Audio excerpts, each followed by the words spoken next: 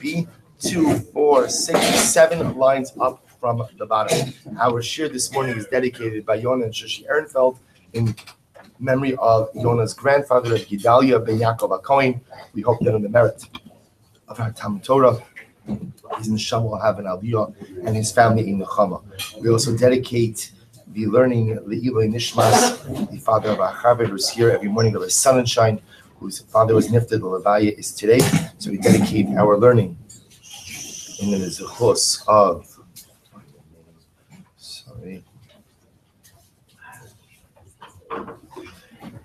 in the zechus of Reb Shlomo Yosef Chaim and Reb Shlomo Zalman. We hope that of the merit of our Talmud Torah, the neshama will have an aliyah and the family in the Chama. All right, folks, let's begin. So actually today, we're going to have a little bit of Haggadah, but the truth is mostly halacha. It's going to switch back tomorrow again in Eretz Hashem for the last half of the Masechta. But we're going to focus today on Ir Nidachas. Remember again, the Mishnah introduced us to the concept of the Ir Nidachas, the city that is condemned for the worship of Avodah Zarah. And again, the Mishnah already kind of put out for us the parameters of this halacha. We're going to go back and explore the details of the Mishnah. So Tana Rabbanan, Yatsu. So now the Gemara is going to dissect the pasuk of Ir Nidachas. So the pasuk says Yatsu. They went out. Yatsu Anoshim B'nei Belial. That individuals went out and worshiped and incited the city to worship Avodah Zarah. Hein below shluchim. The will say so. A city only becomes Ir Nidachas if ultimately, again, residents of the city entice other residents of the city or incite other residents of the city, and not if they send agents, emissaries, to incite the residents of the city. So the Gemara says Anoshim. It's Anoshim in Pachos, excuse me. Anoshim, ain't Anoshim Pachos mi base. So we'll say furthermore again, it says Anoshim. Who are the inciters? The inciters are people. People, plural, means not less than 2. Dabra Achar, the possibility is Anoshim and Anoshim. It means men and not women. So the city only becomes Ir Nidachas if the inciters are men, not if they are women. Anoshim lo ketanim. So furthermore again, we learn from Anoshim that it's tafka men and not children. B'nei Belial. What does it mean, B'nei Belial? Banim sheparku ol shalayim mitzavarehim. These refers to individuals who literally have thrown off the yoke of HaKadosh Baruch Hu from their necks. So B'nei Belial, without a yoke. Mikir becha. So it's actually very interesting that a city only becomes an Ir Nidachas mikir becha if it's in the midst of Eretz Yisrael. V'lo min ha'sapa. So it's actually an interesting halacha. A border city cannot become an Ir Nidachas. Which also is the Sefer HaChinuch actually discusses this idea. It's an incredible yesod. Remember again, border cities are of strategic importance for the safety of Eretz Yisrael. If you have an Ir Nidachas that's a border city, then what happens? That means the whole city is wiped out. You now have a vulnerable point. So therefore, the halacha is that border cities can never become an Ir Nidachas. Yoshe Iram, v'lo Yoshe Iracheres. Ultimately, again, you can only become an Ir Nidachas if at the end of the day the incitement takes place or occurs from within the residents of the city itself, not from people outside of the city. Furthermore, Leimor means that a city only becomes Ir Nidachas if each of the residents ultimately receive, if there is Eidos and Hasra, if there are witnesses and warning for every individual. So we'll say now we have another machlokas. So you're going to see how this machlokas comes into Ir Nidachas. Can you go ahead, when splitting up Eretz Yisrael, can you go ahead and split up one city in between 2 Shvatim? So Rabbi Yochanan says, yes, you can. Cholkin Ir Achas l'shnei Shvatim. Rish Lakish Amar, ein Cholkin Ir Achas l'bei Shvatim. Rish Lakish on the other hand says, no, you can't go ahead and split up one city between 2 Shvatim. Says Rabbi Yochanan Rish Lakish. So Rabbi Yochanan raised the kasha to Rish Lakish.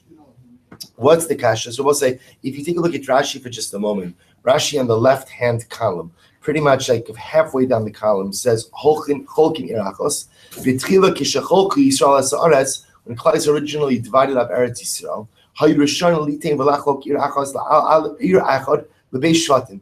Kigonim Ir lahem Ir b'tchum u'miktas moshechas l'tchum acher shevet Achad notel chelek v'hosek tas aretz al pi agros. We'll say it's the fundamental shayla. This is a question in the Chaluk of Eretz Yisrael. Can you split up one city amongst 2 Shvatim? I will say, Yerushalayim, by the way, doesn't count as part of this discussion because although Yerushalayim falls in the middle of the tribal area of 2 Shvatim, Yerushalayim itself was known as Chalk l'Shvatim. Yerushalayim doesn't belong to anyone. Yerushalayim belongs to everyone. No one Shevet can claim Yerushalayim ultimately, again, has its tribal area. But in general, can you go ahead and divide up one city amongst 2 Shvatim? So remember again, the Mishnah said that a city can only become an Ir Nidachas can only become Ir Nidachas if the inciters are from that very same city and from that very same shevet. My love, apagav dimadicha me'osa ha'ir. So we'll say, so what are we saying? What does this mean? That even if the inciters are residents of the city, if they're from that particular shevet, yes, but if not, what do we see from here? So you see there's the possibility that a person could ultimately what?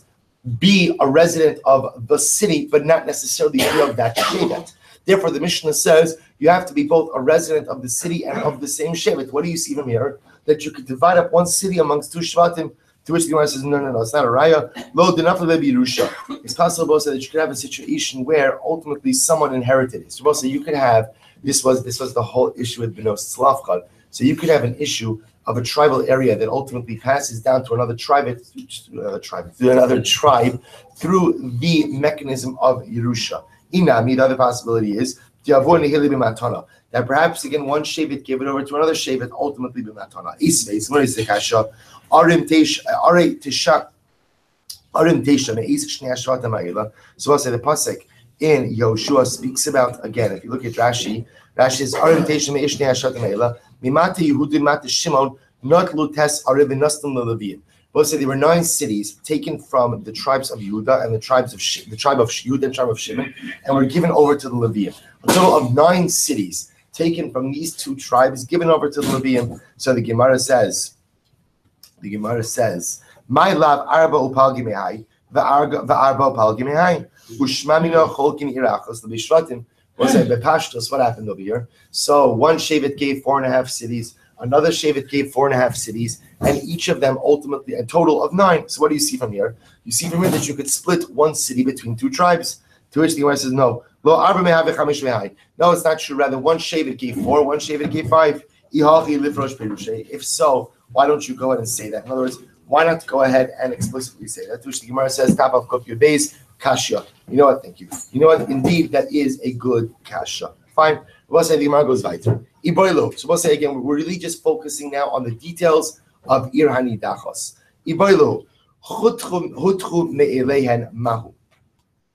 So the Gemara says, what happens? It's an interesting case. The paradigmatic case of Ir Hanidachos is where you have residents of the city who incite other residents to worship Avodah Zarah. Let's say there are no inciters. There are no inciters. Just again, this is a self-motivated group, and they go ahead and they worship Avodah Zarah on their own. So there's no inciters. So we'll say, can they become an Ir Hanidachos or not? Mahu v'yadichu amrachmana v'lo shehutchu me'alein. On one hand, the pasuk says v'yadichu. The pasuk says that there are inciters, and these individuals weren't incited v'lo shehutchu me'alein, and not that they were self-motivated. Oh, dilma afilu hutchu me'alein. Or maybe even if they were incited, even if they motivated themselves to worship Avodah Zarah, maybe they could still become an Ir Hanidachos. What's the halacha? So Tashma, so we'll say, so we're trying to rule this from another source. Tashma. So we'll say, what's the halacha? The halacha is, we learned in the Mishnah that if the city was incited to worship Avodah Zarah by women and children, then what's the halacha? They do not become an Ir Hanidachos. They do not become an Ir Hanidachos. So it says, why not? Why not go ahead? See, we'll say, if you want to tell me, so if women and children incite the residents as they worship Avodah Zarah, so again, why should that be any worse than what?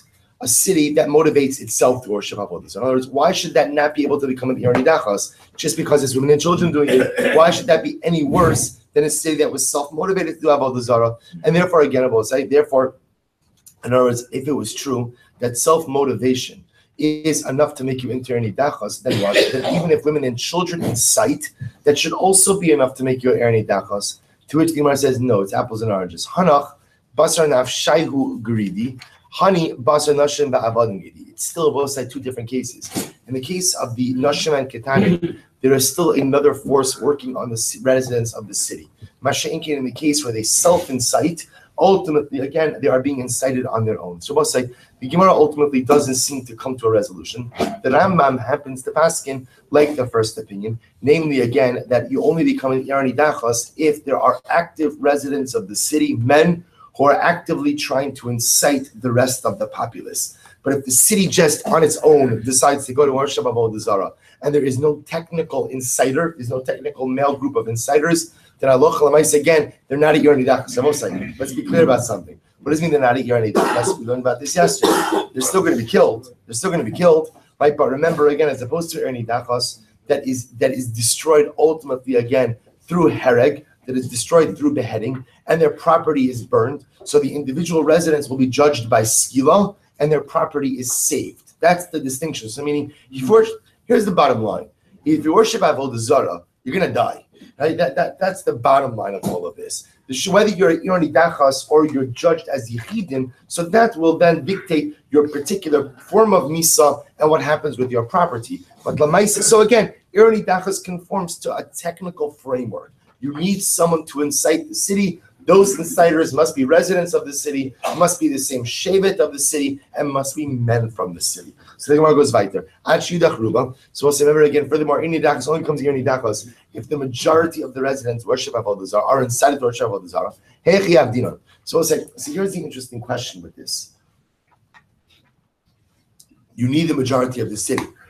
Now, the automatic assumption is what? You're not going to have 51% of the city worshiping Avodah Zarah simultaneously. So usually what will end up happening is what?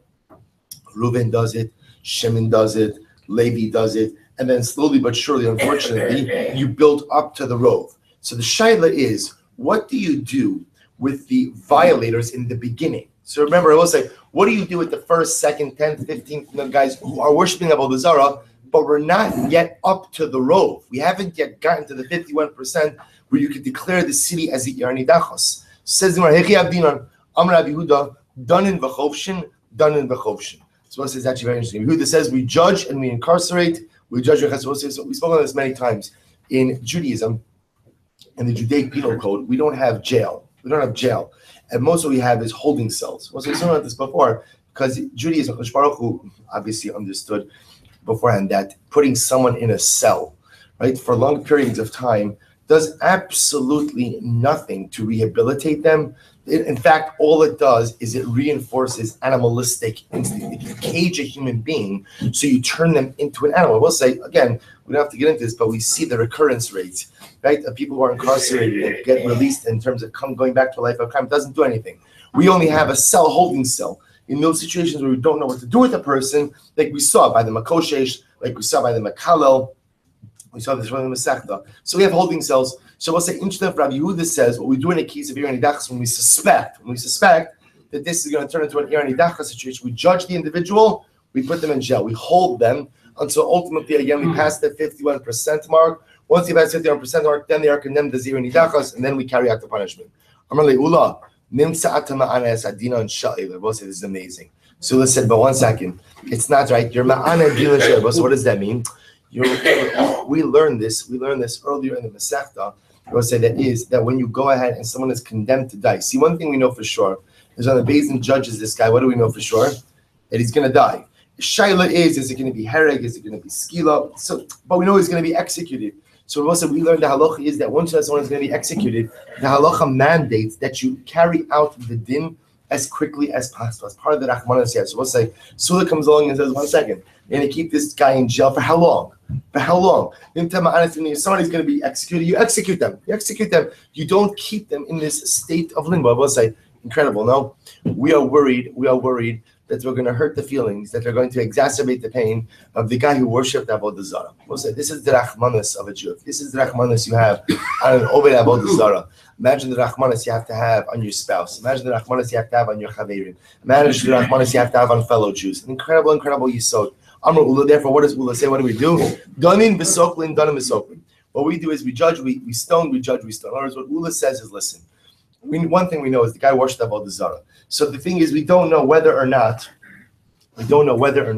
he's going to be part of the Yer Nidachas or not. Okay, so that remains to be seen. So the Maisa, what we do is we stone everyone until we get to the 51% mark. Once you get to the 51% mark, then what? Then we're dealing with the Yer Nidachas, then we'll switch over to hereg. But Lamaisa, up until you reach the 51% mark, these individuals are judged exactly as that, as individuals, and therefore are judged as individuals who worship Avodah Zarah. Itmar, so Rabbi Yochanan, Amar Danin v'Soklin. Rabbi Yochanan says, judge and stone. Right? The idea is that we judge each case essentially as individuals. Reish Lakish Omar, Mar bin Lohen Batei Din. So this is very interesting. Reish Lakish says, no, what we do is we increased the number of courts. We increased the number of batei din, so we can adjudicate these cases at a much faster pace. So what does that give us? What that allows us is to see relatively quickly, are we dealing with an Irani Dachas case or not? Is that so that we could just set up additional batei din? We'll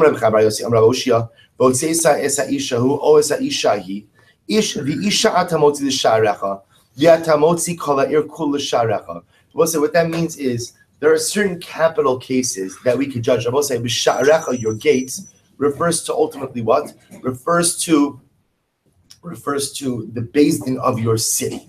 So when it comes, and I will say now again, remember, if a particular city happens to have a Beis Din comprised of how many? Going back to the beginning of the Masechta. Going back to how many? Right, 23. So 23 is the minimum number capable of adjudicating capital cases. So if you happen to live in a large enough city that has the ability to go ahead and adjudicate a capital case of 23, then you could adjudicate that b'sha'arecha. You could adjudicate that in your gates. But again, that's only individual capital cases. No city, no local Beis Din has the right to judge an Irani Dachas case. Irani Dachas is kicked all the way up the chain, ultimately again to the Sanhedrin Agadol. So the Gemara says, so what does Rish Lakish mean when he says that we set up a bunch of batei din? Ella, listen to this, Mar bin lahen batei dinin. Rather, what we do is we set up a lot of additional batei din. And what? Uma'aynin bidinain. We'll say the point of those batei din is just to investigate the claims, just to investigate the case. And if they see that indeed we have a potential Irani Dacha situation on our hands, umaskinon lehu lebeis din hagadol. Ultimately, again, we go ahead and we kick them up to the Beis Din Hagadol, the Gamri lehu ledinayu v'katli lehu. And ultimately, then Beis Din Hagadol goes ahead and Beis Din Hagadol will determine whether or not they have Irani Dachas. So we'll say, the Rambam again here passing is like Reish Lakish, but this is how we deal with an Irani Dachas case. We set up a number of courts within that particular city so that they could quickly try the cases. Interestingly enough, we're not executing, but what we're going to do is what we need to see over here is do we have enough value of Avodah Zarah worship that we're dealing with an Irani Dachos case? If that's the case, we kick it up to the Sanhedrin Agadol. Sanhedrin Agadol takes it from here. So the Gemara goes weiter. Haketakes Yoshei Terabalam Hachamaras v'Hagameles v'Alberes mimakom l'makom or Lana B'Socha v'Hutchuima. So listen to this. So the Gemara says over here that the Chamaras is the donkey driver. Kameles is the camel driver. These are people who are leading caravans of donkeys, caravans of camels. Ha'aberes mimakom l'makom, or somebody who's just passing through. Lana b'socha, and they stay in this city. B'hutchuima. So we'll say the halacha is that they have the ability to go ahead and shift the verdict of the city one way or the other. In the Shtau Sham Lamed Yom, we'll say these individuals have been in the city for 30 days or more. Hein b'sayif umamonam avad. Ultimately, which means what? They are treated like the residents of the city. So if it turns out to be a Irani Dachos and they worship Avodah Zarah with the members of this city, then what? They're executed ultimately again b'sayif, and their money and their possessions are burned as well. Pachos mikan. If they, however, have been in the city for less than 30 days, but the situation over here is they still worship Avodah Zarah, then what? Hein b'skila umamonan palat. Ultimately, again, I will say, then what? Then they are judged with skila, and their money goes ahead and is spared. So also see now what the Rabbi just seemed to indicate us about say is 30 days. 30 days seems to be the operative amount of time. Once you're in the city for 30 days or more, you are like a resident of the city. Therefore, if you worship Avodah Zarah with them, you're judged like them. However, if you're there for less than 30 days, and even if you worship Avodah Zarah, you're kind of judged on your own. You're judged on your own. So the Gemara goes weiter. So is this true? Remember, this discussion of how long do you have to be in a city and treated like the residents of the city has many different ramifications that are beyond Irani Dachas. So it has to do with taxes, city taxation. It has to do with who has to contribute to the city's tzedakah fund. It has to do with the fact that again, there are many ramifications. So so in general, how long do you have to live in a city and be like the resident of the city? Yud Beis Chodesh, 12 months Amir Rava. So we'll say, what do you see over here? It's a kasha. What do we just say? How long do you have to be in the city and be treated like a resident of the city? How long? 30 days. Now the Rabbi just said 12 months. Which one is it? Amir Rava lo kasha. Listen to this. Halame havi mibnei masa. Halame havi miyasve masa. Oh, I will say there's a difference between being bnei masa and miyasve masa. But say, take a look at Rashi for just a moment. It's Rashi on the right hand side, towards the bottom of the column, about 10 lines up from the bottom. Rabbi say, to be called Bnei Ha'ir, right? That's 12 months. So we'll say there's a difference between Bnei Ha'ir and Yoshvei Ha'ir. So I guess, how would you translate Bnei Ha'ir? Like, Yoshvei is like a resident. So you're a resident already after 30 days.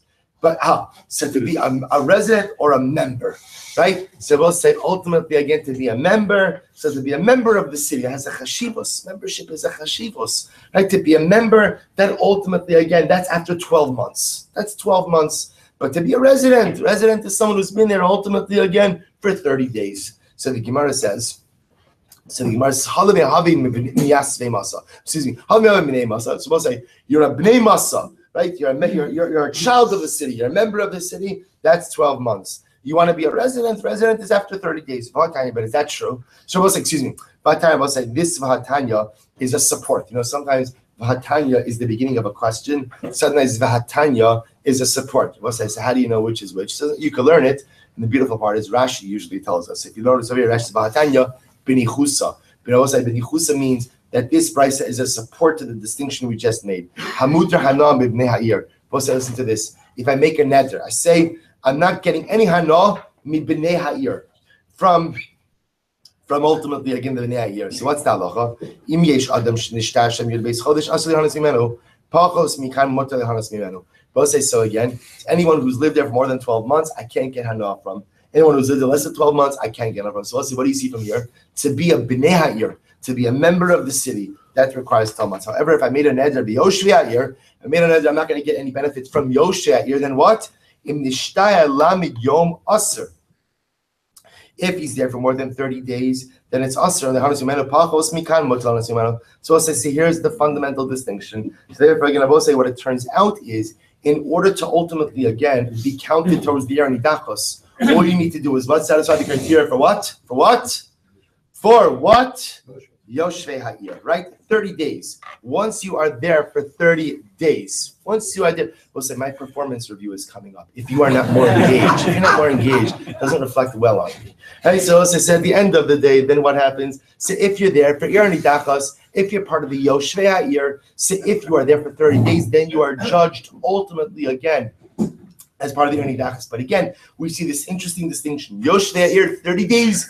B'nei Ha'ir one Yavosai, which by the way is something amazing. You know, when the Torah Kedosha says, Banim atem la'Hashem Elokeichem. Banim atem la'Hashem Elokeichem. So we'll say, at what point in time can a person say that I am a true ben of the Ribono Shalom? What point can I say I'm a true ben of the Ribono? So the simple answer is, anytime. I'm always a ben to HaKadosh Baruch Hu. But I will say, when a person sticks with something and is stark, and as we spoke about yesterday morning, has a commitment to something, for 12 months, you exhibit your unbreakable, unyielding commitment to HaKadosh Baruch Hu. Person passes a year of that commitment, then that's B'nei Ha'ir. That is Banim Atam Hashem Elokeichem. I will say, it's an important idea that we're always a ben to HaKadosh Baruch Hu. But like any relationship, the true nature of the relationship always depends on the commitment we have. If I'm in and if I'm out, if I'm here and if I'm there, and this is an important yesod for us to internalize as we're finishing off one Masechta, coming into another Masechta, we'll say it's all about the commitment. It's all about the commitment. What makes you a ben is the level of your commitment. It's true with our human parents, and it's true with HaKadosh Baruch Hu also. If I'm a floater, right? Then I'm a floater. So if I'm feeling it, I'm not feeling it, then of course I'm still naturally a ben, meaning you're a ben to anyone who you're born to. You're a ben to HaKadosh Baruch Hu. But if you really want to be a ben with a capital Beis, Yud Beis Chodesh, then you keep that commitment going for a year. Once you internalize something for a year, then that becomes part of your teva. That becomes part of who you are. Then you're b'nei ha'ir. Then you're banim la'Hashem Elokeichem. So Gemara is weiter. That was inherent in the Gemara. It was every line. The reason why we have such an emphasis on Gemara, right? You think to yourself, such an emphasis on Gemara there's historical reasons for that also, but also because Gemara has everything. Gemara has everything. Gemara has Tanakh. Gemara has Musar. Sometimes it's obvious. Sometimes it's a little bit more embedded. You just have to look for it a little bit more. Tanakh Rabbanon, more goes weiter. So Hacharim Osa, that's Kol HaShabbat. Tanakh Rabbanon, Hacharim Osa, that's Kol HaShabbat. So again, remember with the Ir Nidachos, you have to go ahead and destroy everything that's in it. Prat lenichsei tzadikim shebchutz. Rabbi said this is very interesting. Now, what happens, by the way? You have an Ir Nidachos. 51% of the residents have worship of Avodah Zarah. So what's the status of the city? What's the status of the city? Wipe it out. Now, what about tzaddikim who live there but didn't worship Avodah Zarah? What do you do with them? Now, obviously, they're not killed. They're not killed, right? But interestingly enough, their property is destroyed. Their property is destroyed, as we're going to learn about right now. Their lives of you don't kill the tzaddikim; they didn't do anything, right? So this is past week's parsha. You don't kill the tzaddikim, but lamais again, their property is destroyed. So prat lenichsei tzaddikim shebechutzla. We'll say now what it's going to make sense in just a moment. So you destroy everything in the city, but if there's a tzaddik who lives in the city, his property in the city is going to be destroyed. But if he owns property outside of the city, it's not destroyed. Ve'es kol HaShabbat. So we'll say ultimately again anything that's in the city. Ultimately, it comes to include that you do destroy the property of tzaddikim that is within the city. Shlala, v'lo shlal shamayim. We're going to spend Amud Beis interpreting this entire brisa. Shlala, all of the spoils of the city you destroy. V'lo shlal shamayim, nothing that belongs to HaKadosh Baruch Hu. V'es kol shlala, and all of the spoils. The rabbos nichse risham shechutzala. This is amazing. That in the Ir Nidachos, not only do you destroy, so in the Ir Nidachos itself, you destroy all of the property, both the property of the Risham and the Tzaddikim. But here's the chap: if you have a Rasha, one of the members of the Ir Nidachos, Rosh Hashanah is going to be killed, and he owns property outside of the city, then what? You destroy that property as well. You get that. We'll discuss the parameters of that, but you destroy that property as well. Let's say, get ready for this. Amar of Shimon. Now, both sides. So ask Rav Shimon, I don't understand. Why did we destroy the property of the tzaddikim? In other words, again, remember, we don't kill the tzaddikim who live in the Ir Nidachos. They didn't worship Avodah Zarah. So if their lives are spared, then what? I would say their property should be spared as well. Why is their property destroyed? So get ready for this. If you're using your own Gemara, you should underline this line. The Gemara says, because why? You know, if you're such a tzaddik, why are you living in this place? If you're such a tzaddik, why or how can you be living in a city that becomes Ir Nidachos? So why are you there? There's only one reason why you must be there, which is what? Mamona. There must be a financial incentive for you to live there. You like your house, you like whatever it is, you have a nice piece of waterfront property, whatever you have. There's only one reason why you're living there, and it's not because of the Daf Yomi shir. Right? You must be living in that place ultimately because it has something to do with your finances. Lefichach mamona mavad. HaKadosh Baruch Hu says, what a foolish choice. Never make your choices where you live. Never make your choice where you set up your residence based on your mumminess. It has to be set based on your ruchnius. You can only live in a place of both sides. Where did we just learn this? We spoke about this. I spoke about this in the Parsha Shir Wednesday night about the Rabbi Yosef ben Kisma, who was offered an incredible amount of money to come be the Rav in some faraway place. And he said apparently there was not a lot of ruchnius. And they said, he can give me all the money in the world. Any dar el b'makom Torah. You give me all the money in the world. I'm not relocating somewhere that doesn't have Torah in it. So the Ma'aseh again, Shimon says, Baruch Hu says to the tzaddikim, listen, you're not going to die, obviously you didn't worship Avodah Zarah, but why are you living in this place? The reason you must be living in this place is because of your money. Therefore, again, you lose all of that money. Therefore, Baruch Hu says, Amar Mar, Vesh Kol Shalom Tikbots. So we'll say again, remember, we gather all of the property. We gather all of the property in the city and we destroy it. Both say this includes ultimately again that if the wicked residents of the city own property outside of the city, we gather that property into the city as well and we destroy it. So also Rav Chisda says that what? Now Nichbatzim L'socha only means property that is in close proximity to the Ir Nidachos. In other words, if the Ir Nidachos is in Eretz Yisrael, obviously it's in Eretz Yisrael, and I own property in Baltimore, right? And so we're obviously not going to get that property and bring it to. It means that if the property is in close proximity, ultimately to the Ir Nidachos, then we'll destroy the Ir Nidachos. Amar Rav Chisda. But now we get into another very interesting shaylos. Amar Rav Chisda, Piktonos shel Anshei Ir Nidachos mutarin. But say now watch this. So Piktonos. So what are Piktonos? A Pikodon is like a collateral. or a pledge. Let's say now we're going to discuss who's pikdonos, but let's say again there's a pikadon in the irani dachos. So what I do with the pikadon? Mutarim. Now what's the case? So if you want to say about saying that one of the members of the irani dachos is holding a pikadon, is holding a security or a collateralized pledge for someone in a different city, then obviously it's mutter. Why?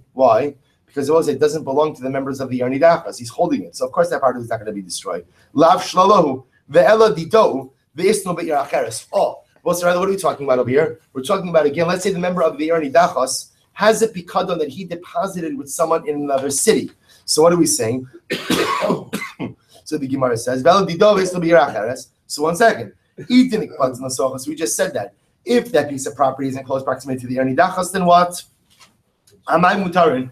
We just said that property of the members of the irani dachos that is in close proximity to the irani dachos is what? Is gathered back into the irani dachos and is destroyed with the rest of the property.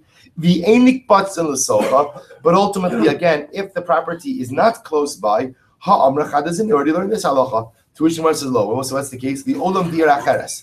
The mifkedi besocha. The boss say, what's the case? The case is, we'll call him Reuven. Reuven is a member of the irani dachos. He's an Ovid Avodah Zarah. He's about to die. But it happens to me that he's holding on to the pikadon. He's holding on to the object for Shimon. Shimon lives in another city. Shimon's an upstanding guy. Now, what are we saying? We're saying that pikadon that Reuven is holding on behalf of Shimon is not destroyed with the property of the irani dachos. But isn't that obvious? That doesn't belong to Reuven. It belongs to Shimon. To which the Gemara says, what's the case? The kabel alei achrayis. The both say the case over here is where Reuven took full responsibility for the pikadon of Shimon. I would have thought, Kavan the kabel alei achrayis kididei dami. I would have thought that since Reuven was mekabel achrayis, therefore what?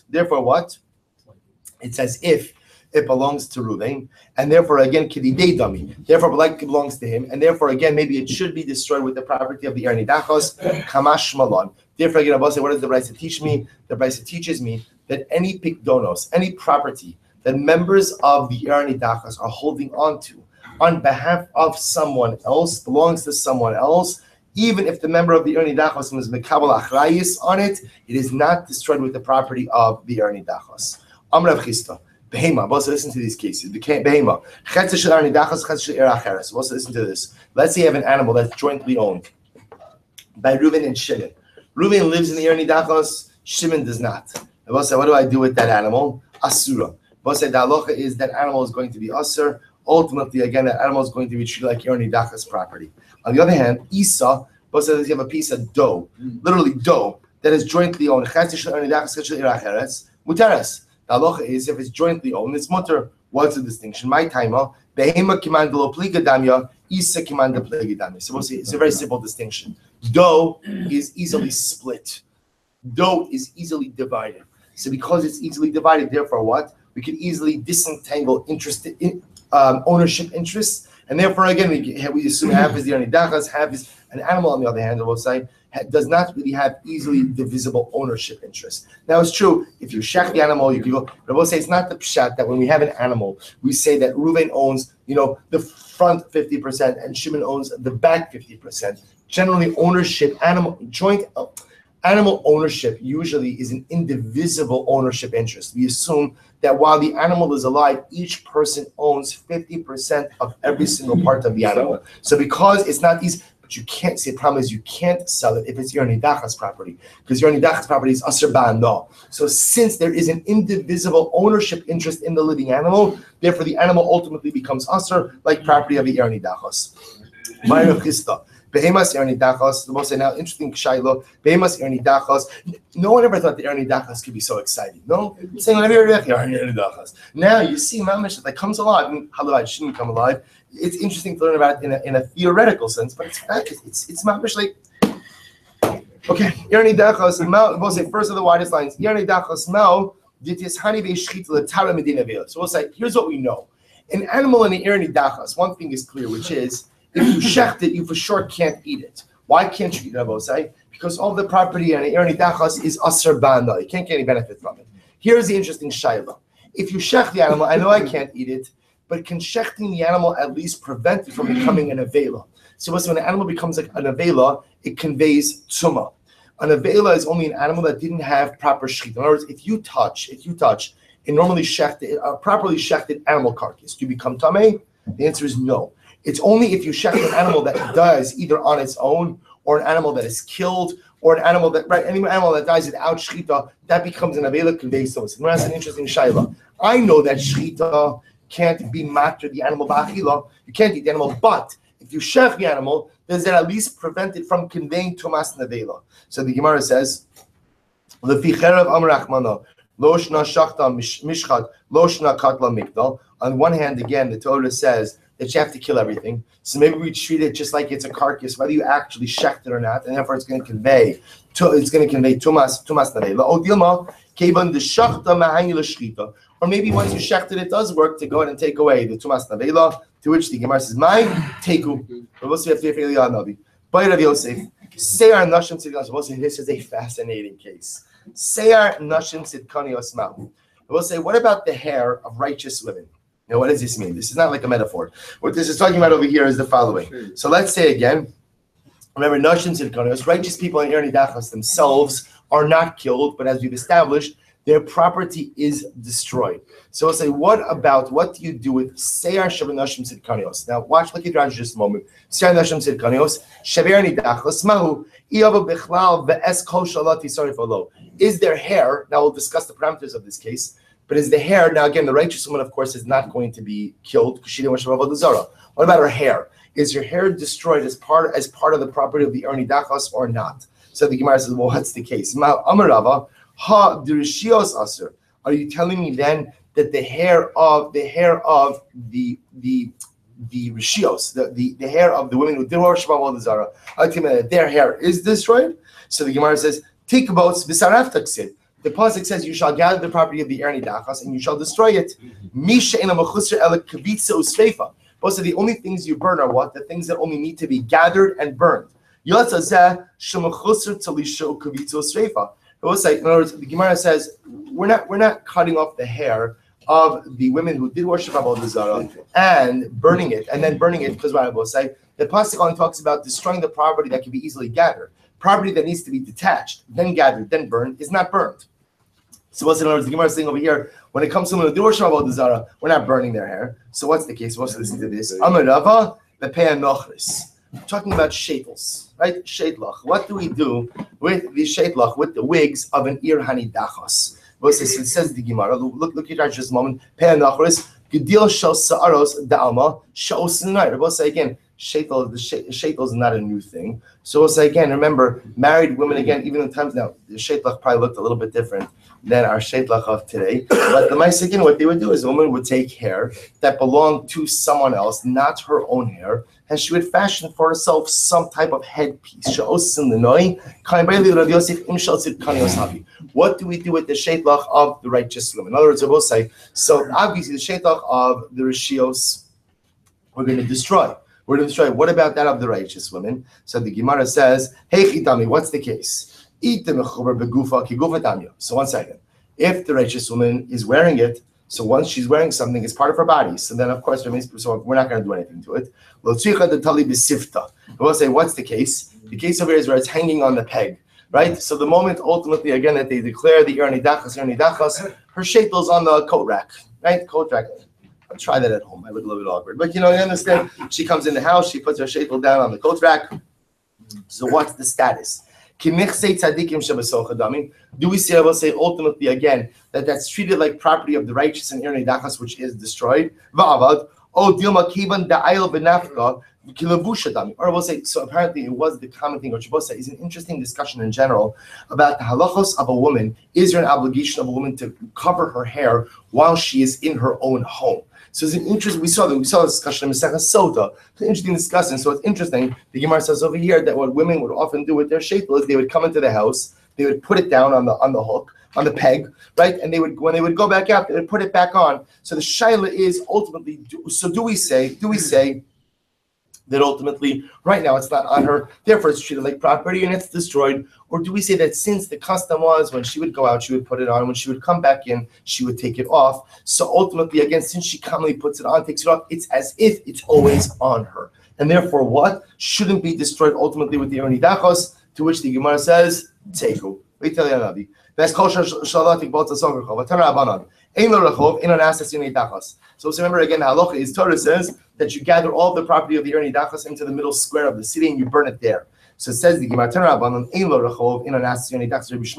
Shmuel says if there's no central square, then the city can't become an Erni Dachos. Why Rabbi say it's just a technicality. Rabbi Kiva Omer Rabbi Kiva says no. If there's no central square, then what? Then what? You make a central square. Mike and say what are they arguing about? Mar Savar Rechova. When the pasuk says that you bring all the property into the central square Rechova, Meikara Mashma. One says it's only a city that already has a square. Umar Savar Rechova. When the Torah says Rechova, Shashtan Nami Mashma. Can mean even a city where the square is being actively made now. But Amad Beis will say, Hek Deisha Shabbat. We'll say now we're going to go through this sugi over here. One thing is clear, which is it's only personal property that is destroyed in the Erni Dachos.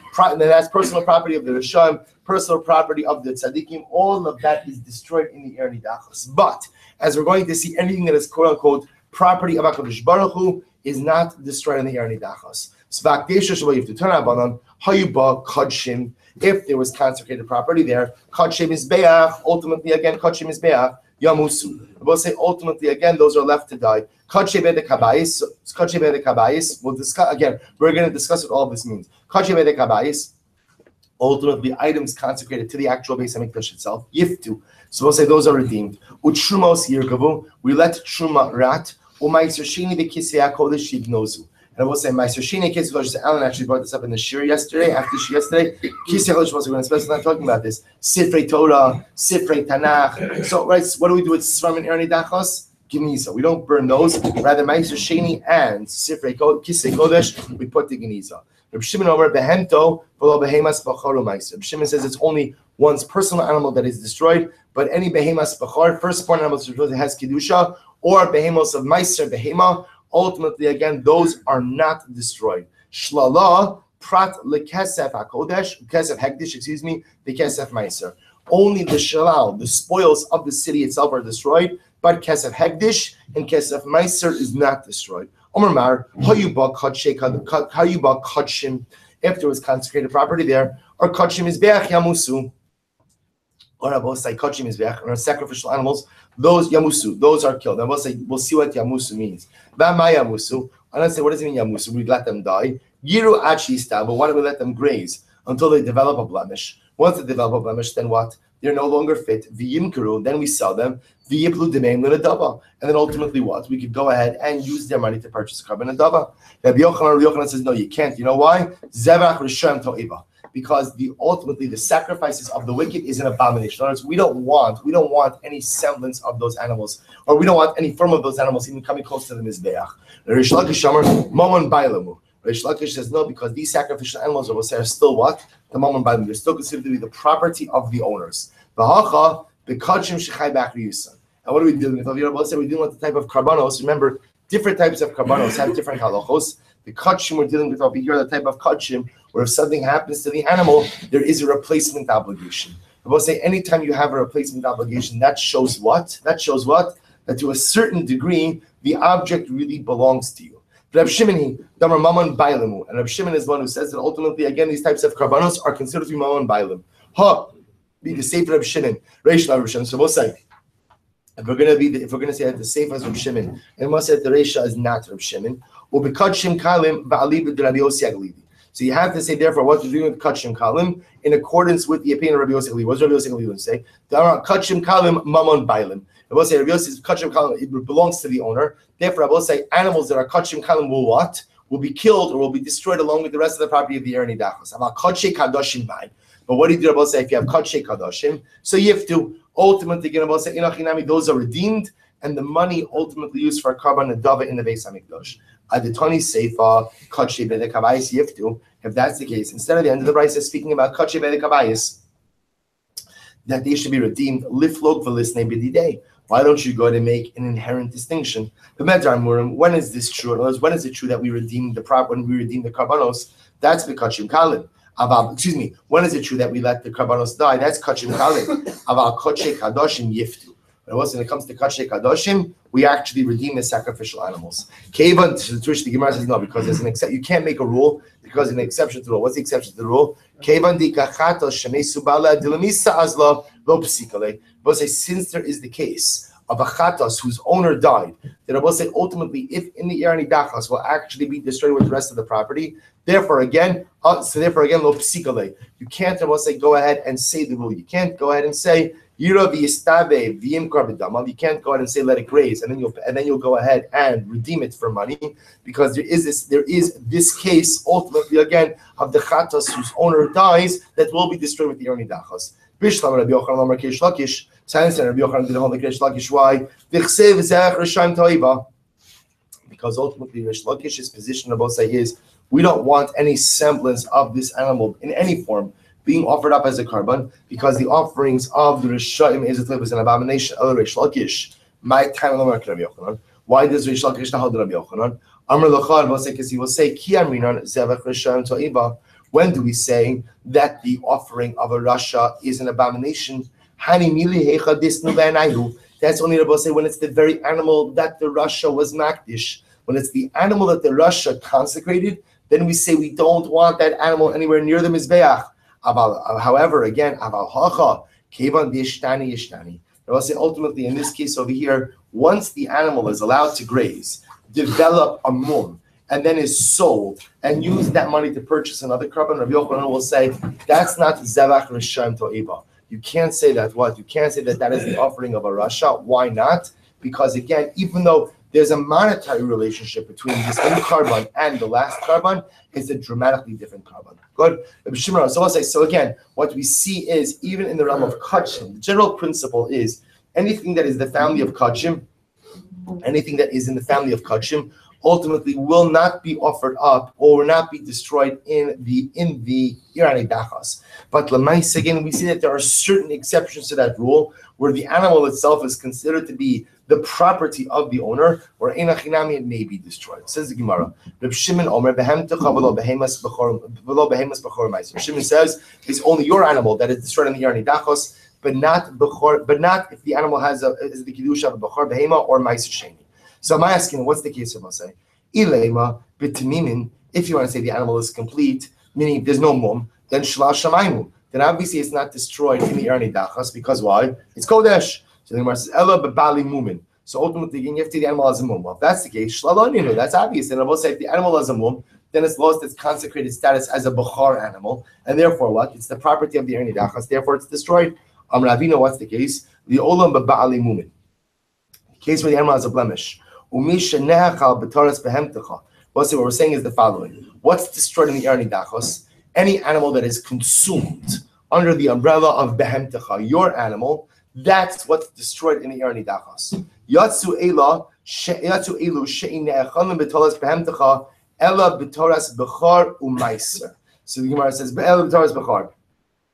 So said the u'maiser, the shalash line. Listen to this. What's the halacha, by the way? If a firstborn animal has a blemish, what's the halacha? We'll say, what's the halacha? It doesn't have kedushas bechar. What does it mean if it doesn't have kedushas bechar? Remember, if you normally have a bechar animal, who gets that? Who gets that? A kohen. So of course the kohanim know that, right? The kohen gets it, right? So again, but if it has a mum, so what happens to it? I, the Yisrael, get to keep it. But I will say, even though I get to keep it, it's still what? It's still what?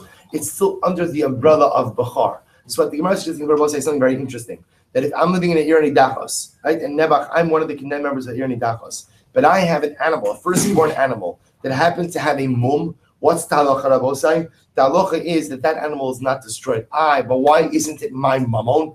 It is mine, but it came to me how? Under the umbrella of Bechar. Since it came to me under the umbrella of Bechar, therefore again it's not treated like property of the Irani Dachos. Umaiser, the Shalash Shamayim, Upliga the Shmuel, Damer Shmuel, Hakol Karev, Bakol Nifta. Shmuel says everything is offered, everything is redeemed. Michael, what does that mean? Hachi Karev, also this is what it means. Kol Shekarav Kishu Tam, anything that is offered up while it is unblemished, Vinifta Kishu Balmum, and is redeemed when it has a blemish. Mishlal imit, ultimately again is excluded from the category of shalal, of the spoils of the Erni Dachos. The chol shekar kishutam, and anything that ultimately is offered when it is unblemished. The ain't if the kishu balmum, but is not redeemed when it's a balmum. Kigon bechor or meiser behema. So ultimately, like bechor and meiser behema, kigon bechor umeiser mi behema nafka. It's ultimately excluded still from the property of the Erni Dachos, but it's excluded based on the drasha from the word behema. Good. Trumos yirkavu. So remember, if there's truma in the city, what do you do with truma? You let it rot. Amar Chista lo shalom ela truma b'yad Yisrael. That's only true if the truma was still in the hand of the Yisrael. About truma b'yad Kohen. But Rabbi say ultimately again, if the truma is in the hand of the Kohen, then what? Kevan de mamone hu tisarif, which makes sense. If the truma, if I'm the Yisrael, I'm living in the Erni Dachos, and the truma is still in my hand, which means what? Rabbi say, which means what? I didn't yet give it to the Kohen. Then what? That's called the property of HaKadosh Baruch Hu, and therefore it's not destroyed in the Erni Dachos. That's not mine. If I already gave the property, I already gave the truma to the Kohen, and the Kohen's in the Erni Dachos, then what? It is destroyed. Why? Because once the Kohen gets it, it's his property. Once it's his personal property, then it is destroyed as part of the Erni Dachos. Master of Yosef is a kasha. We're almost finished. Meister Sheni, who kisvei kodesh ignozu. So ultimately, again, what did we say? Meister Sheni and kisvei kodesh, holy writings, are not destroyed, but rather, again, they are put in genizo. They're put in shemus. Meister Sheni b'yad Yisrael kitrum b'yad kohen dami. But I will say 1 second. Meister Sheni in the hand of the Yisrael should be the equivalent of what? Of truma in the hand of a kohen. What does that mean? Just like truma in the hand of the kohen is his, but has to be eaten bigdusha. So too or betara. So too again, Meister Sheni belongs to technically belongs to me. It's just that what? I have to eat it in Yerushalayim. But katana yignosu, and yet it says that it's not destroyed. Rabbi have to follow. I'm going to chista. Lo shana ela. Here we go. With this, we're going to conclude. Truma biat kohen. So say, when do we say ultimately again? Right? When do we say ultimately that the truma is not destroyed? That's if the truma is in the hand of a kohen. We'll say so. Truma in the hand of the kohen is not destroyed with the rest of the Erni Dachos. Why? Because that truma ultimately is still considered to belong to a certain degree to HaKadosh Baruch Hu. About truma b'yad Yisrael. But I will say if the truma is in the hands of Yisrael, then what do you do with it? Tinasim lakohen shebe'ir acheres. I will say, interestingly enough, say if you have truma in the hand of. If you have truma in the hand of the Yisrael, so look at Rashi for just a moment. So I'll say ultimately again, see if the truma is in the hand of the Kohen in the Erni Dachos, it's considered to be his mammon. But if the truma is still in the hand of the Yisrael, then what should the Yisrael do with it? So obviously, on one hand, it's not going to be destroyed. Why is it not going to be destroyed? Why?